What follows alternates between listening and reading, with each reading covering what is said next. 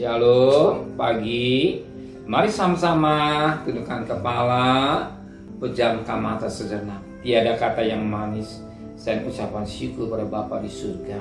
Semua karena anugerah-Mu yang limpah dalam hidup ini. Maka pagi ini kami adakan mesbah keluarga, mesbah pribadi. Kami boleh naikkan pujian penyembahan pada Bapa di surga. Kami rindu untuk dengarkan renungan firman-Mu, sekalipun firman-Mu singkat, sehingga firman menjadi berkat, mengoreksi, mendidik, membimbing hidup kami. Dan kami tidak lupa naikkan doa sahabat kepada Bapa di surga. Haleluya. Shalom, pagi. Mari sama-sama kita akan membaca firman Tuhan. Lukas pasal yang ke-12. Lukas pasal 12 ayat 54 sampai ayat 59. Lukas pasal 12 ayat 54 sampai ayat 15 sampai 59 sekali. Lukas pasal 12 ayat 54 sampai ayat 59. Menilai zaman. Yesus berkata pula kepada orang banyak, apabila kamu lihat awan naik di sebelah barat, segera kamu berkata akan datang hujan. Dan hal itu memang terjadi. Dan apabila kamu melihat angin selatan bertiup, kamu berkata hari akan panas terik. Dan hal itu memang terjadi. Hai orang-orang munafik, rupa bumi dan langit kamu tahu menilainya. Mengapakah kamu tidak dapat menilai zaman ini? Dan mengapakah engkau juga tidak memutuskan sendiri apa yang benar? Sebab jikalau engkau dengan lawanmu pergi menghadap pemerintah, berusaha berdamai dengan dia selama di tengah jalan, supaya jangan engkau diseretnya kepada hakim, dan hakim menyerahkan engkau kepada pembantunya, dan pembantu melemparkan engkau ke dalam penjara. Aku berkata kepadamu, engkau tidak akan keluar di sana sebelum engkau membayar hutangmu sampai lunas. Puji Tuhan, Tuhan memberikan hikmat buat kita. Tuhan mencelikkan mata rohani kita. Tuhan bisa berbicara melalui ayat, melalui keledai. Tuhan bisa berbicara melalui nubuatan. Tuhan bisa bicara melalui situasi, kondisi. Tuhan bisa berbicara melalui kelaparan, gempa bumi. Dan Tuhan berbicara melalui penglihatan. Dan saat ini Tuhan ingatkan kita. Firman Tuhan katakan, ada ayat 56.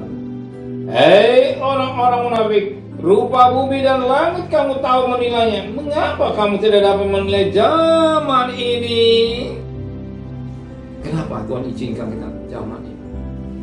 Kita saat ini tinggal di akhir zaman. Akhir kedatangan Tuhan sudah diambang. Lihat gempa bumi, gunung meletus. Dan kita lihat situasi dunia yang tidak menentu pada saat sekarang ini. Maut merajalela. Menjelang akhir tahun dan awal tahun, maut merajalela. Kenapa? Diizinkan Tuhan. Melalui peristiwa ini kita di mata rohani kita diceritakan bahwa kita harus menjadi siap-siap menjaga hidup dengan baik. Tanda-tanda zaman kita tahu. Keadaan dunia kita tahu. Kita siapkan diri nanti kedatangan Tuhan yang kedua kali untuk menjemput gerejanya yang siap pakai darah dan tidak cacat dan celaka. Suatu kali bunyi nafir berbunyi sebagaimana 1 Korintus 15 ayat 51 53. Sangka kalah buruk. Kalau yang mati dan Tuhan dibangkitkan, yang hidup akan dihidupkan. Kita main-main dosa. Apakah kita bisa diubah? Pertanyaan masing-masing saudara dan sendiri. Kalau kita hidup dalam kekudusan, jangan main-main dosa. Kita hidup di akhir jalan. Jangan tertinggal. Jangan kita mencintai dunia. Dunia hanya ingin mata, mau hidup ingin. Tapi kita mencintai Yesus. Tapi kita datang kepada Tuhan. Kita mencari Yesus. Kita utamakan Tuhan segala-galanya. Nanti perkara makan dia sudah siapkan buat saudara. Amin. Terima dengan iman.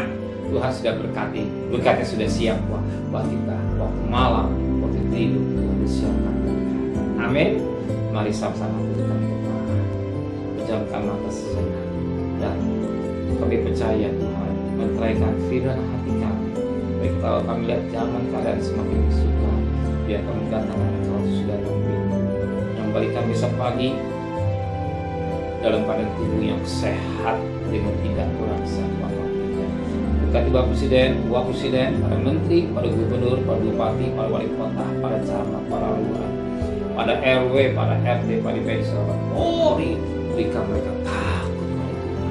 Sedangkan kasih, terimalah berkat nikmat dari Allah Bapa, cinta kasih sayang dari Tuhan Yesus Kristus, dan berkat Roh Kudus menyertai saudara mulai hari ini sampai Maranatha Tuhan Yesus datang. Yang cinta Dia katakan amin. Tuhan memberkati.